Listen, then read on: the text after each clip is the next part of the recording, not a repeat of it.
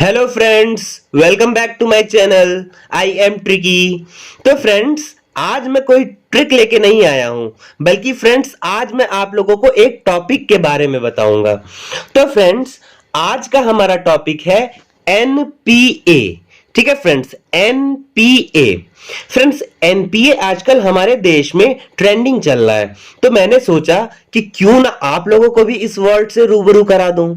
तो फ्रेंड्स, चलिए स्टार्ट करते हैं अपने इस वीडियो को। ठीक है फ्रेंड्स, इस वीडियो में एनपीए है। फ्रेंड्स, एनपीए तो हम लोग सबसे पहले जानते हैं इसका फुल फॉर्म। फ्रेंड्स, एनपीए का जो फुल फॉर्म होता है वो होता है N for non, P for performing and A for assets. अब फ्रेंड्स, ये एनपीए नॉन परफॉर्मिंग एसेट है क्या? फ्रेंड्स, इसको हिंदी में तो बोलते हैं गैर निष्पादित संपत्ति। ठीक है फ्रेंड्स, देखिए फ्रेंड्स, एनपीए को समझने से पहले यह समझना जरूरी है कि एसेट होता क्या है।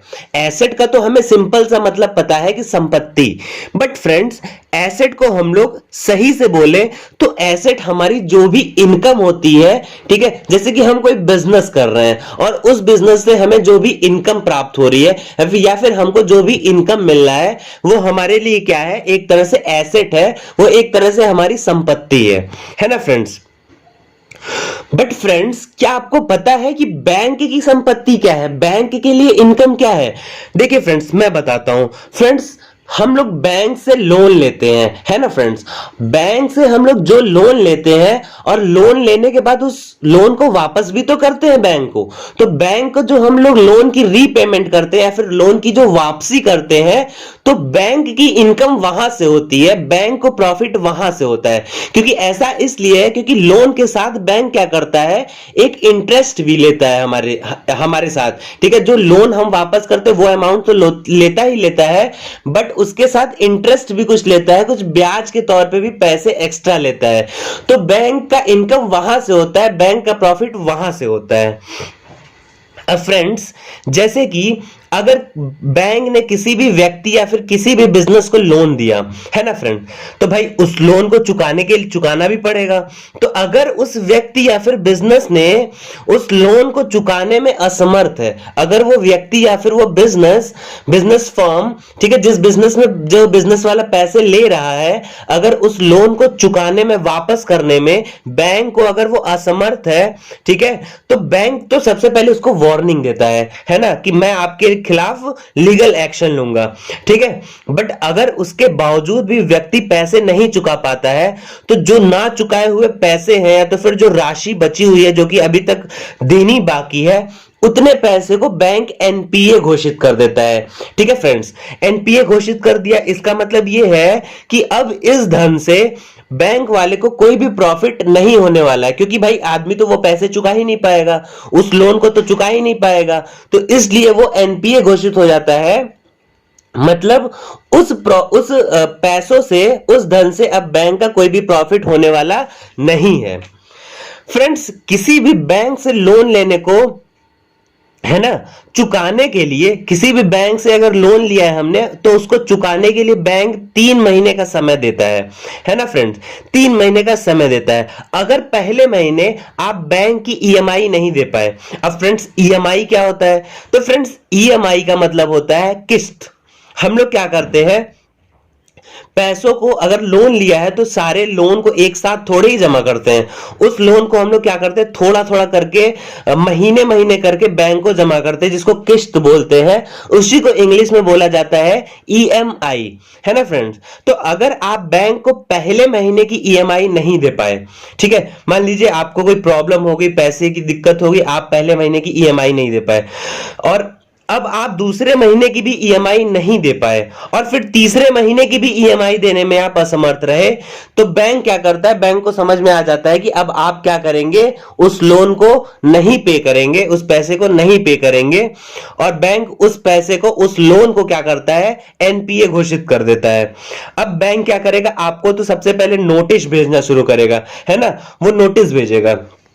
कॉल भी करेगा, बैंक से आपको कॉल भी आएगी, भाई पैसे जमा करिए, आपने जो लोन लिए हैं, आपके पहले महीने की ईएमआई नहीं आई है, आपके दूसरे महीने की भी ईएमआई नहीं आई है, आप 3 महीने से ईएमआई पे ही नहीं कर रहे हो, ठीक है, तो बैंक नोटिस देना शुरू करेगा और कॉल करना शुरू करेगा। ठीक है फ्रेंड्स, मैं इसको आप लोगों को एक एग्जाम्पल के तौर पर बता रहा हूं। ठीक है, देखिए फ्रेंड्स, मान लीजिए एक व्यक्ति है राहुल। राहुल ने बैंक से 5 लाख रुपए का लोन लिया। अब राहुल को वो लोन 5 साल में चुकाना है।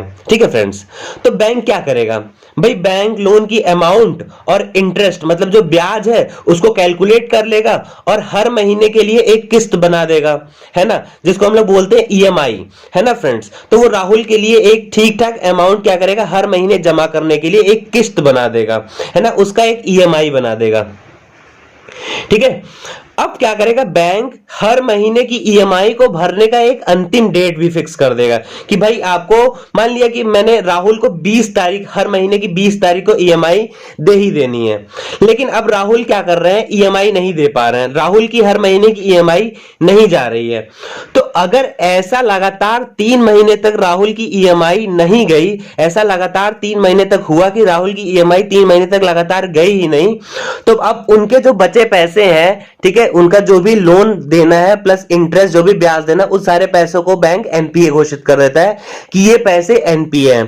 तो ऐसे ही फ्रेंड्स, हमारे देश में बहुत सारे लोगों ने बैंक से बहुत सारा कर्जा ले लिया है, बहुत सारा लोन ले लिया है और उसको वापस किए बिना ही वो लोग देश छोड़ के भाग जाते हैं, विदेशों में भाग जाते हैं, है ना फ्रेंड। तो उनके पैसों को क्या कर दिया गया है, एनपीए घोषित कर दिया गया है। मतलब बैंक को अब उनके पैसों को मिलने की कोई भी उम्मीद नहीं है। ठीक है, उनके लोन की रीपेमेंट मिलने की कोई भी उम्मीद नहीं है। अब वहां से उस पैसों से तो बैंक का कोई प्रॉफिट होने वाला नहीं है, इसलिए बैंक उसको क्या कहता है, ये एनपीए है, मतलब ये नॉन परफॉर्मिंग एसेट है, इसकी कोई भी परफॉर्मिंग नहीं है, इसकी कोई भी परफॉर्मेंस नहीं होने वाली है। ये जो संपत्ति है, ये जो पैसा है, अब हम इसका कोई भी परफॉर्मेंस नहीं रह गया है हमारे इस बैंक अकाउंट में। ठीक है, अब इससे बैंक को तो कोई प्रॉफिट नहीं होने वाला है ना फ्रेंड्स। लेकिन ऐसा नहीं कि राहुल से वो पैसे मांगे नहीं जाएंगे।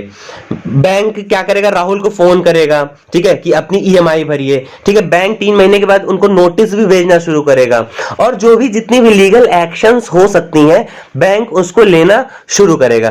तो फ्रेंड्स, ये रहा NPA topic. Friends, NPA non performing asset अब समझ में आया कि मतलब जो भी पैसे आप बैंक से लें और उसको अगर आप ना चुका पाए तो उन पैसों को बैंक क्या करता है, एनपीए बता देगा कि ये आपका जो पैसा है ये बैंक एनपीए घोषित कर रहा है और ये पैसे ये नहीं चुका पा रहे हैं। ठीक है, अब इससे हमारा कोई प्रॉफिट, बैंक का कोई भी प्रॉफिट नहीं होगा।